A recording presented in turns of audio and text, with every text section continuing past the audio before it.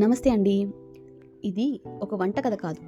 బయటికి చూస్తే సాధారణంగా కనిపించే ఒక చిన్న విషయం మనకి చాలా చెప్పగలదు అంటే నమ్ముతారా? ఈరోజు హీరో ఐటెం శనగలు విషయానికొస్తే ముందుగా ఇవి చూడటానికి చాలా చిన్నగా, గట్టిగా, సాధారణంగా కనిపిస్తాయి. అయ్యో పాపం! ఇలా ఉంటే ఎలా తింటారు అన్నట్లు అనిపిస్తాయి. కానీ దీనికి ఒక ప్రత్యేక ప్రయాణం ఉంది అని మీకు తెలుసా? హీరో గారిని వండాలంటే ముందుగా నానబెట్టాలి. ఇటు మార్పు చూడటానికి స్పష్టంగా కనిపించవు, కానీ అసలైన మార్పు అనేది లోపల మొదలై ఉంటుంది. తర్వాత వీటిని ఉడికించాలి, అంటే వేడిని పెంచాలి, ప్రెషర్ చేయాలి. అప్పుడే కదా మృదువుగా మారేది. తరువాత మసాలాలు కలపాలి. మన జీవితం కూడా అంతే అండి. మార్పు కనిపించకుండా ఆగిపోయినట్లు కనిపిస్తాం, కానీ నెమ్మదిగా రెడీ అవుతున్నామని తెలియదు. ప్రెషర్ శత్రువు కాదండి. సరైన టైంలో వస్తే అది మనల్ని బెటర్ చేస్తుంది. ఏమంటారు?